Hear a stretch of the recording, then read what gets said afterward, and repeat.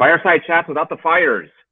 Friday, September 17th. Oh my goodness, it's Friday, September 17th. It is flying by, but no better way to have it fly by than to spend what we are going to do here in the next several minutes with our guests. We are going to have a CX Poetry Slam in our season 2, episode 31 with Adrian Swinscoe. You all know who Adrian Swinscoe is, don't you? And if you don't, get on LinkedIn and follow him. But my guess is you already know. Adrian, welcome to our program. We're so happy to have you today. Neil, thank you so much for inviting me on. It's an absolute honor. So for those that don't know what a poetry slam is, by the way, I'm not sure I've ever done a poetry slam. I've just read about them and sort of seen them a little bit. A poetry slam, we're going to make performance out of poetry.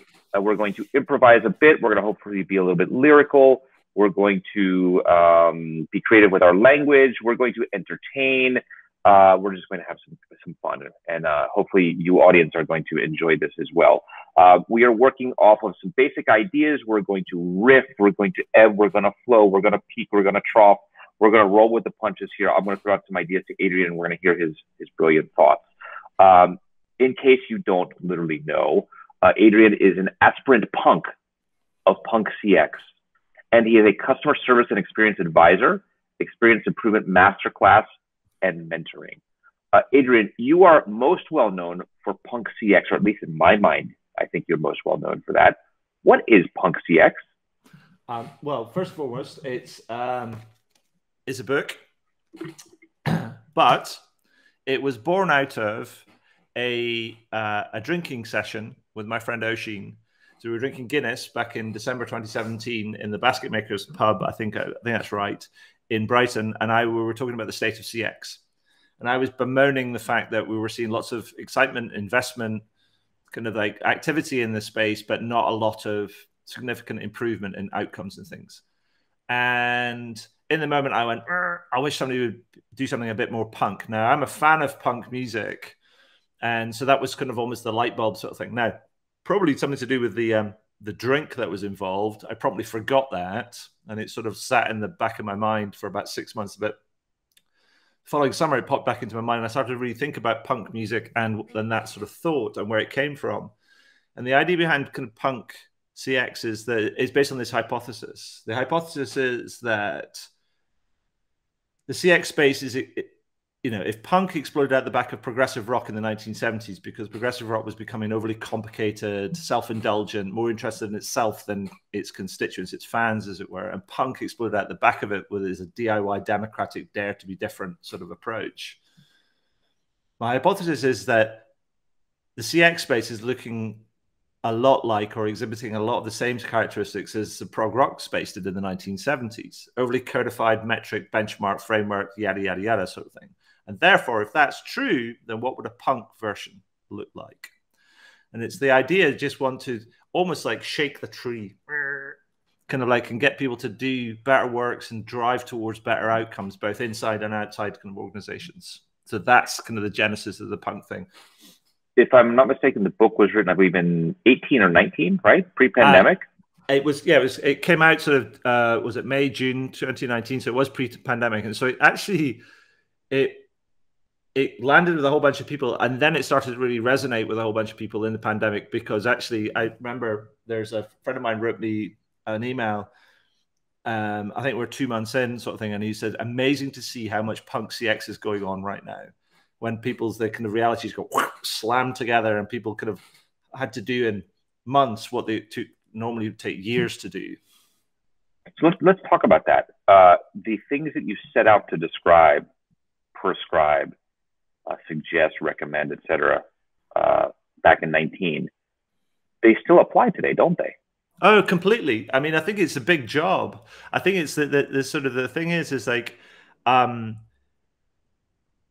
we're kind of, I want people so the book in itself is not an answer, because punk was never an answer. It's more of a mindset, kind of a way of kind of like thinking.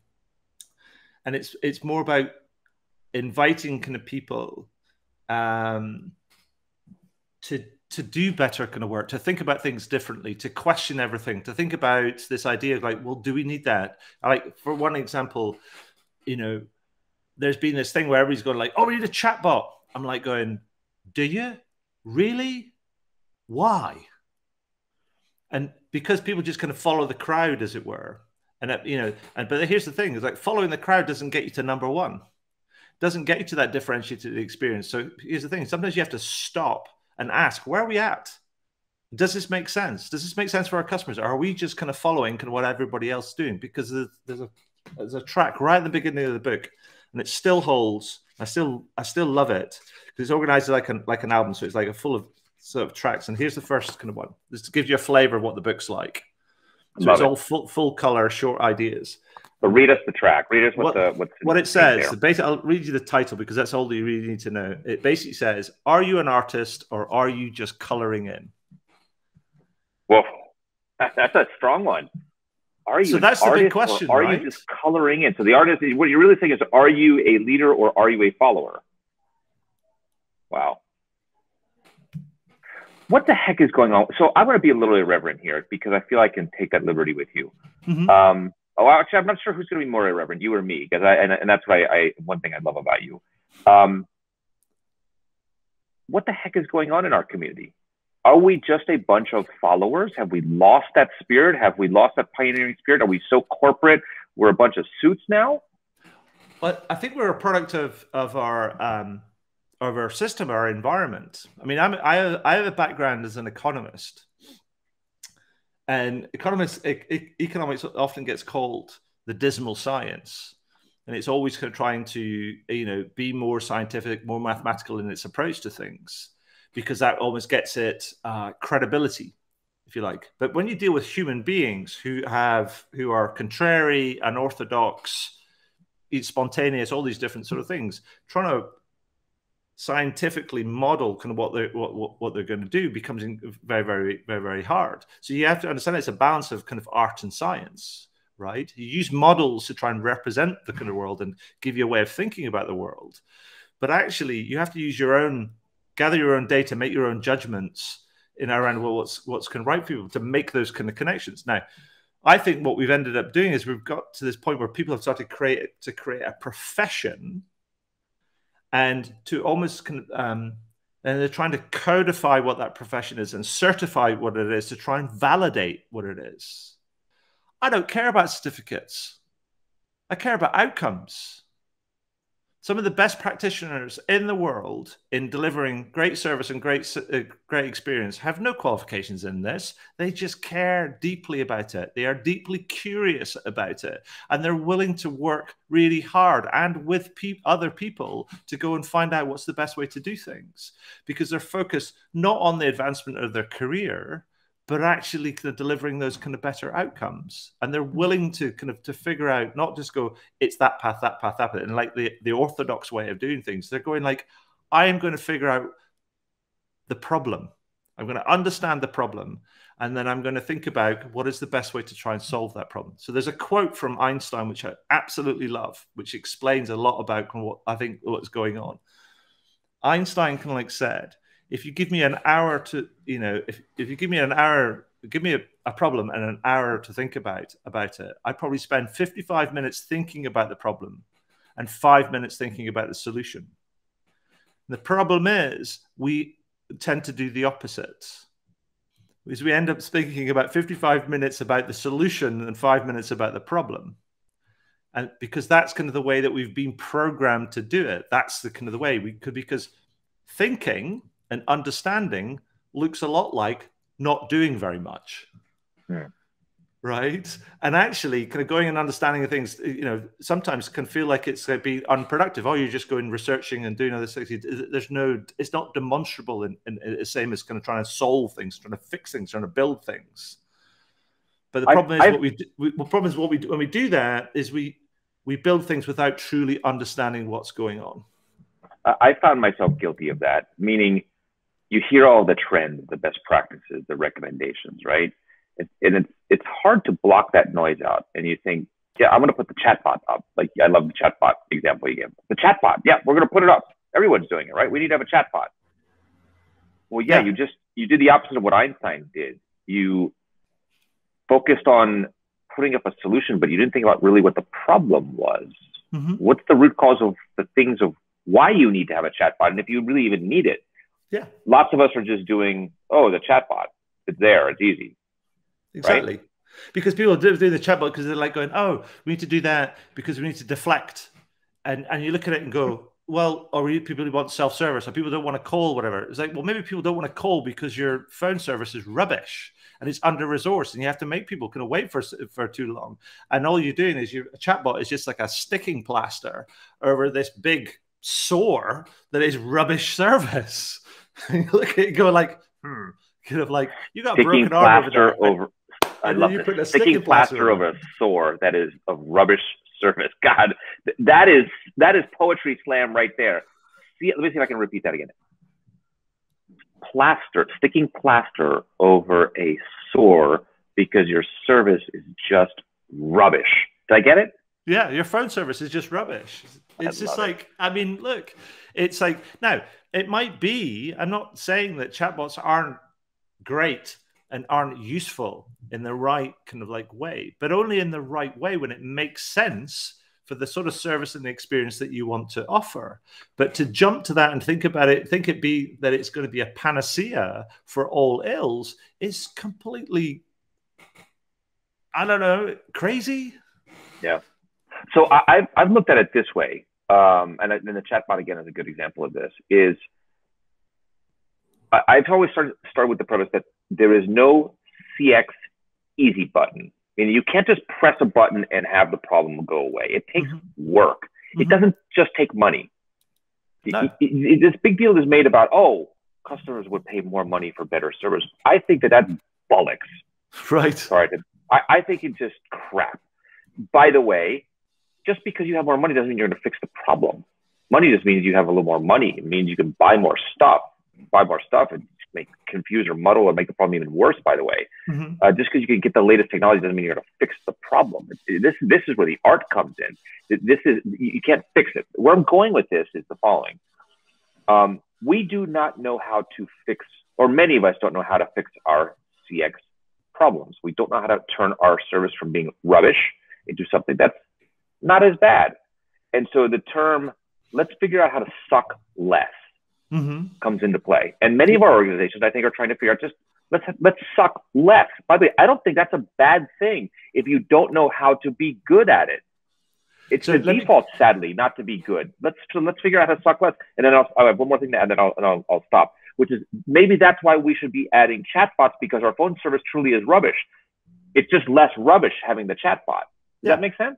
Yeah, no, absolutely. So here's the thing: I completely get where you're going with this. So this kind of like poster, I can't get it right. Anyway, that one there, the green one or the black one? The green one, which is, and it says like what? It's a heart that says heart, and then underneath in graffiti it says basics.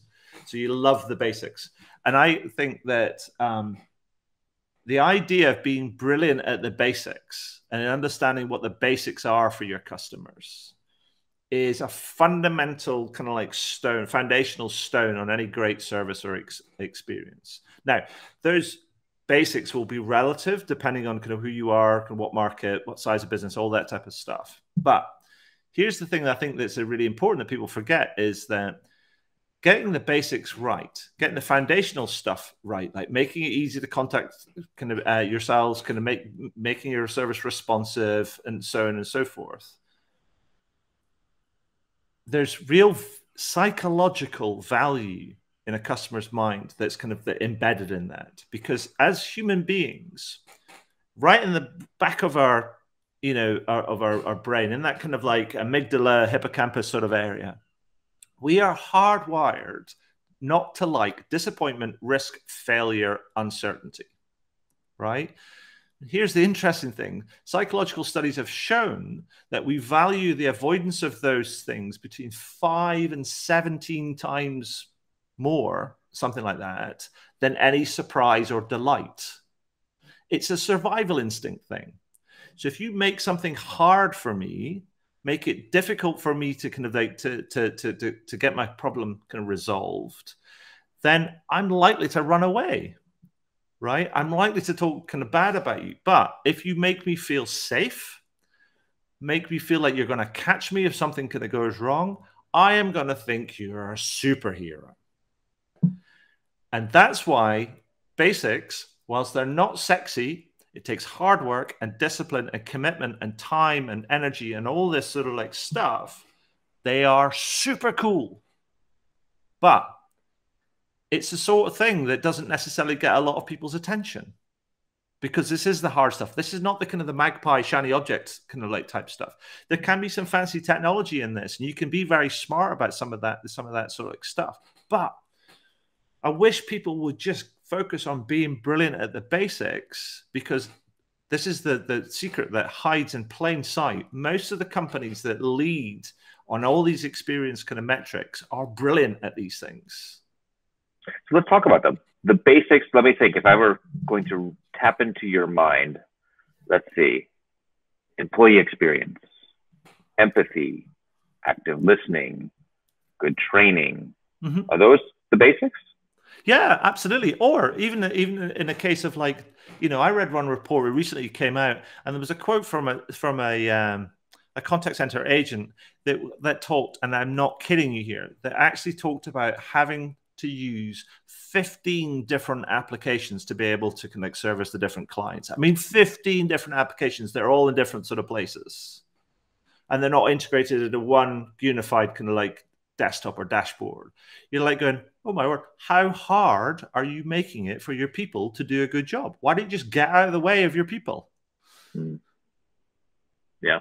Because all that stuff kind of like it all feeds through into first call resolution, average handle time, satisfaction, all that sort of stuff, and productivity and all these different sort of things, because you're making it less hard for the superhero that you've got on the front line to do a great job.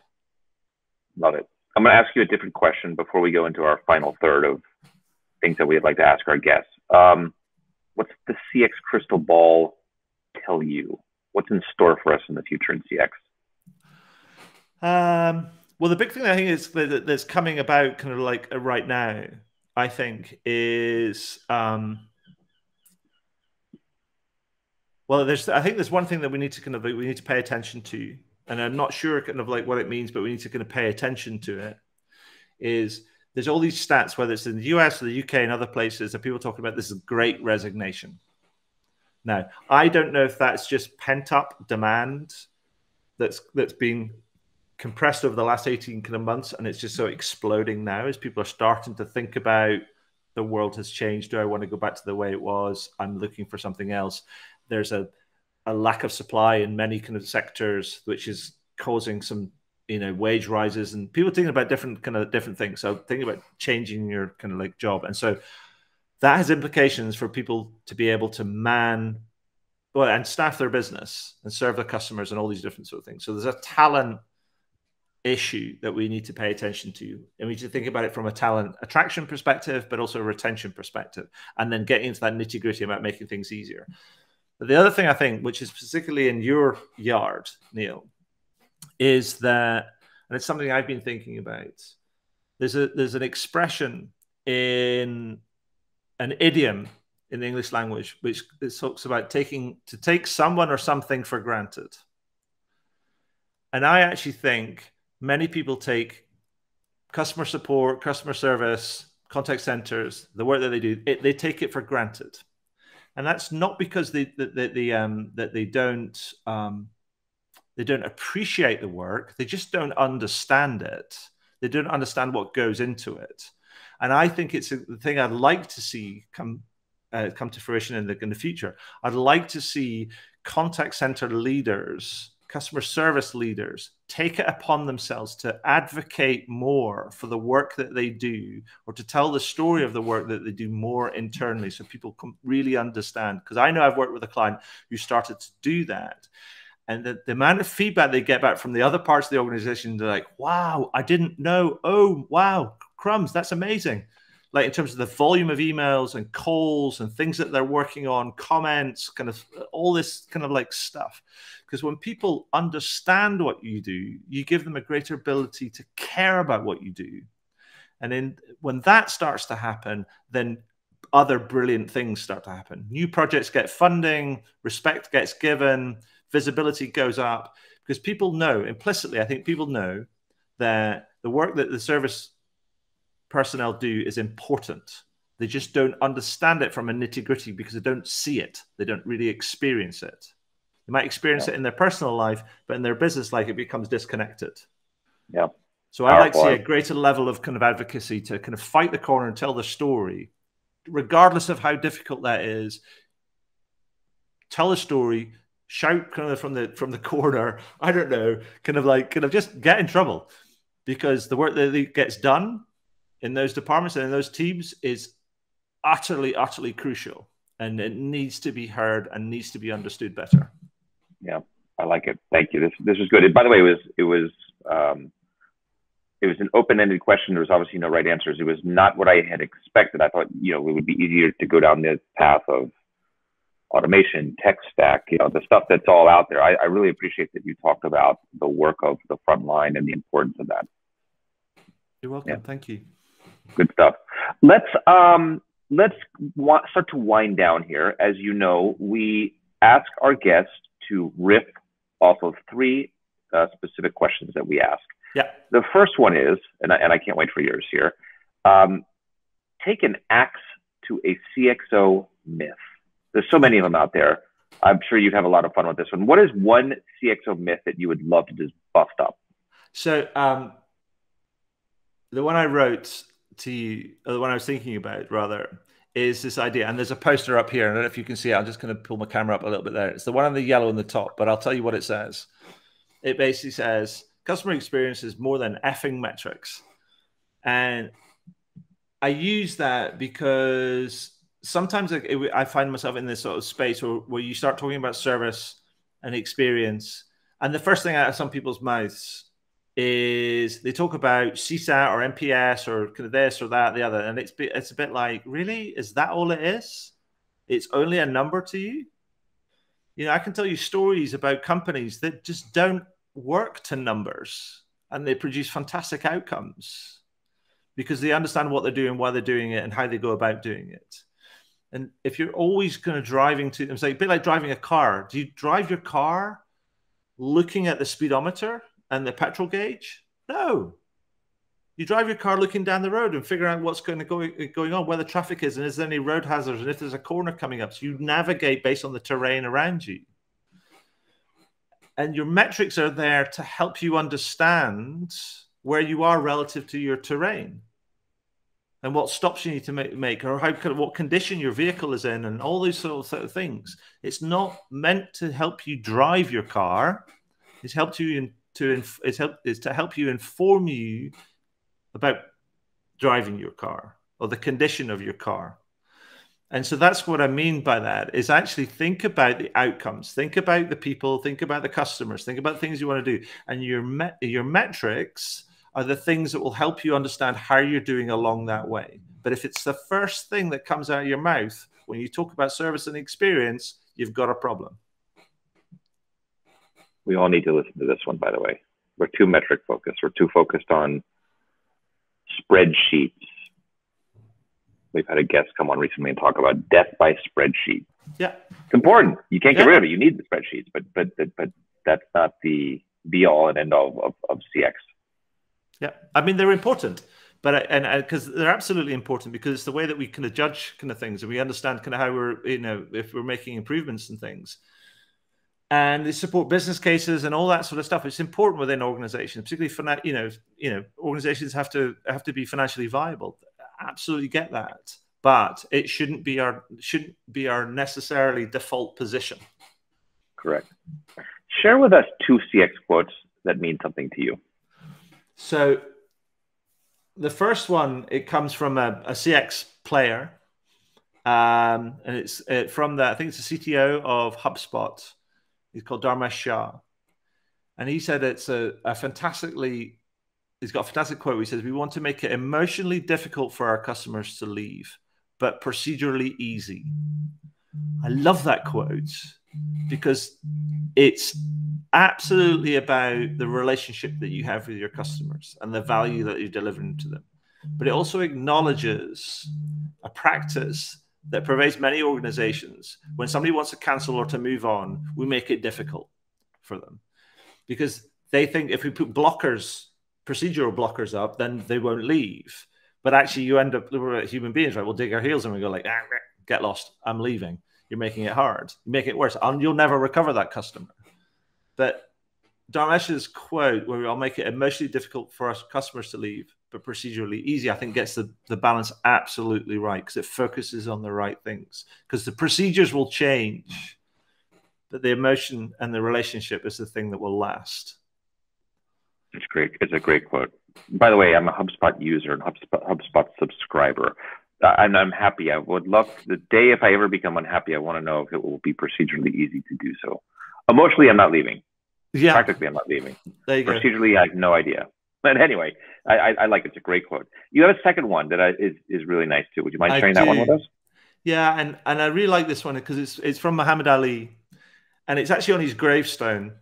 Funny enough, I watched a documentary about him and Malcolm X the other day on Netflix, and about their relationship, which was just really interesting. And on his gravestone, he says, "Service to others is the rent you pay for your room here on earth." And I just love that idea, the idea of being in service to each other. Because one of the things I've found over the course of the last kind of couple of years is when people kind of ask me kind of what is it that I do, rather than just kind of talk random stuff and trying to advocate and agitate for better outcomes, is I found myself of describing what I do as being, I'm in service to service. And that's my kind of role. So I completely understand what Muhammad Ali was talking about. I think he's captured it way better than I have in terms of it's a more of a holistic sort of view. But I just think I love the quote because it's the sort of life it's pointing us to, I think, is a really important thing. Agreed. This is not just a customer service quote. This is more of a humanity quote as well, I think. Absolutely. Yeah. Who are your CX heroes? This is an interesting one. I think you have been a CX hero for guests of ours, and I can see why many practitioners, leaders would say, well, Adrian is our CX hero, but I'm curious who the CX hero of the CX heroes are. Who are yours? Oh, God. When you asked me that, I was like, oh, it's crumbs. I wanted to kind of, I thought about it, and they change all the time, and new people kind of emerge. I want to give a big shout out to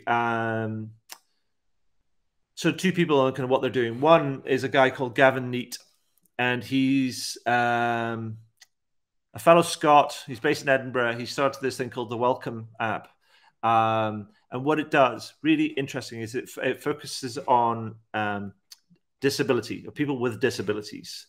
And it becomes, you've got an app on your phone, but they're also going to sell it to businesses and, say, shopping centers or venues and things. So, because what happens is many people with disabilities, whether they're physical or not, don't go to businesses because of the service they won't get, as it were. And so what this app does is allows somebody to go onto the app, build a profile, and then book an appointment with either a business or the venue that they're going to, that informs the venue about their disability, gives them some information about what it is, but also kind of gives them some instructions, some guidance about how best to kind of treat you and meet you and everything else. So it's like a real-time training thing. It's a beautiful thing, because here's the thing. Frighteningly, the number of people that officially have a disability, as it were, is something between 15 and 20% of the world's population. It's a huge number. It's been called some of the biggest minority in the whole world. And we don't do enough. When we talk about inclusive experience, we do not do enough to make our experience inclusive. And I think what Gavin Neat and the folks at kind of the Welcome kind of business is doing is fabulous. So that's kind of one thing. That's a bit of a, an on the edge thing. And the other one, Gavin in the Welcome app. What a great. By the way, it's Welcome for those that have not heard of it. I hadn't heard of it before. It's Welcome, WELCO, capital M-E. Yes. Welcome, like welcome me, but welcome. Yeah, I really like that. And the second one I would say is I'd like to give a shout out to Vasco Pedro and his team across at Unbabel, who are originally out of Portugal, but they're all over right now. And they're doing this, they're pioneering this thing called LangOps. Let me tell you roughly about what it is. It's basically real-time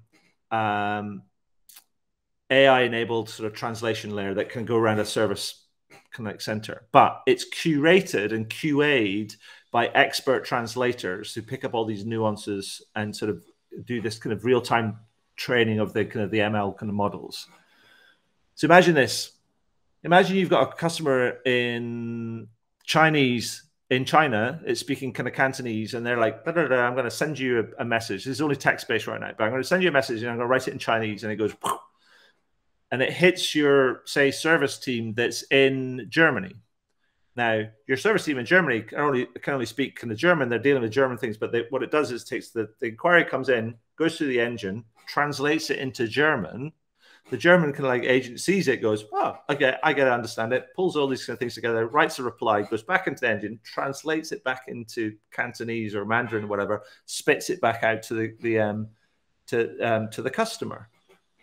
Nobody's the wiser. Now, the German agent understands that it's coming in from China, and you can see it, but this is kind of what it's done. So it basically takes the lid off this idea that language can become a limiting factor in terms of the customers that you can serve and you know, and the language you can serve them in. Because interestingly, when I spoke to Vasco on the podcast, he was talking about, you know what, it's interesting is like language is almost like a form of discrimination in customer service, right? He told me a story. He said, like, when he was in Portugal, if you want to speak to British Airways, you know, this is a statement of fact. If you want to speak to them in English, you can speak to them 24, or their helpline or their contact thing is it's 24 hours a day, 7 days a week. If you want to do it in Portuguese, it's 9 to 5, Monday to Friday. And so what they're doing, they're trying to sort of take those limits away. And I just think what they're doing is just fabulous from taking some of the limits off. And so I think those two things are I think that those are two of my heroes. And my third one, I would say back at yourselves, Paul and Neil, for doing the fireside chats and your commitment to spreading the word, speaking to people, educating kind of people, all that sort of stuff. I just want to say thank you for being in service to service. Thank you. That's powerful. That was unexpected for me. Thank you. That's an honor that you say that. You know, it's service for service. Exactly. There's a reason. Paul and I were talking about this the other day. I've talked about this with a few other. You know, you do lots of CX podcasts. There's lots of us out there that are doing it. And at some point you have to ask, why do we keep doing this? What are we doing this? And you do it because there's value. Somehow we are contributing value to some people miraculously. It's amazing. But we do it, and that keeps me going. We're not earning much at all from this. Actually, we don't earn anything from this financially. What we earn from this is an emotional connection to our guests. We learn a lot about what's going on in our community, and that's the reason why we do it. That is the rent we pay. Can I add something to that? Because I've been podcast. So I've run my own podcast. It's had various names, now called the Punk CX Podcast. And that's not a plug. I'm just kind of telling you for that. But I've been podcasting since January 2011. And so I guess I would say I've been podcasting before it was cool, and now it's cool. And I'll probably still be podcasting when it's no longer cool. And I've always thought about it in so it was like 4 intersecting sets. And the first one is that it's a learning and development set. So I get to learn a whole bunch of stuff from different sort of people, be able to shine a spotlight on them. And I firmly believe through podcasting has made me smarter because I've just learned stuff. Then it's like an R&D thing because I get to explore edges and connections. So there's an L&D and R&D. Then there's a networking thing because you get to meet some fabulous people. And then finally, there's a fourth one, which is like an indirect marketing branding bit. where people go like, oh, you know those people, do you know those people, you're connected to those people, and that's just the way it comes up. But if you start with those kind of like three, the fourth one takes care of itself. Yeah. Wow, you just described it perfectly. The L&D, the learning and development, is wonderful. By the way, we spend time prior to hitting the record button on these, reading and trying to find out and understand what is the latest things that people have written, what are they talking about. That forces me to prepare and learn and study up. It's a great exercise. It at times, it's, oh man, I would rather be taking a nap right now, but no, I got to prepare, I got to read. Man, what a benefit that is, that on a weekly and sometimes twice a week basis, we've got to read and get current and make sure we're understanding. It was a great exercise. Wonderful. Well, I'm fortunate to do it. Yeah. I look at it that way. I get to do it, right? Yeah, no, absolutely. And I think as I say, I'll repeat myself, it's like, I do believe the act of podcasting has made me smarter. Yeah. I'm not actually slightly heretical, but I don't pay attention to my audience figures that much. So I'm not doing it I am doing it for the audience, but I'm not doing it for the audience, if you know what I mean. Yeah, sure. And can I share a final quote with you? Let me just pull it up so then I can remember it properly. And it is a quote from it's from Steve McQueen, the director. And he said, here we go. He said, he was part of an interview. He said, but to be absolutely honest, I think of the audience, but at the same time, I don't really give a shit because it's me and it's who I am and I can't be anyone else. I'm not here to please. I'm here to do the best I can. We have to wrap up with that. You just can't, there's nothing else to add to that. That speaks for itself. That is a CX poetry slam right there. That was it. What a way to end it. Adrian, you're a brilliant guest. Thank you for joining us. It was a pleasure to host you, to learn from you, to have some laughs together with you, to hear you. For those, by the way, that are not following your stuff, follow Adrian on LinkedIn. Is there any other thing that you'd like them to do, to read, to check you out and to consume you? Crumbs, just Google me, kind of Adrian Swinscoe, or go to adrianswinscoe.com, or just Google Punk CX or something. Watch this space because we've got a follow-up book coming up towards the end of the year, which is going to be quite exciting. It's going to have some collaborative kind of pieces in it, so it's going to try and stand on the shoulders of Punk CX and do that. And it's also going to be for charity because of its collaborative nature. So that's kind of a cool thing we've got in the pipeline. Wonderful. Promise us, please, I'm putting you on the spot here, you can't say no, that when you are publishing the book, when it is published or just before, just after that, you'll return and share what's in the book with the audience. There we go. We got a thumbs up. We got a thumbs up. Wonderful. Fireside Chats Without the Fire, Season 2, Episode 31, CX Poetry Slam with Adrian Swinscoe. Audience, we hope you enjoyed it because I really did. This was just great. Thanks, everyone. Tune in next week. Thank you for joining us.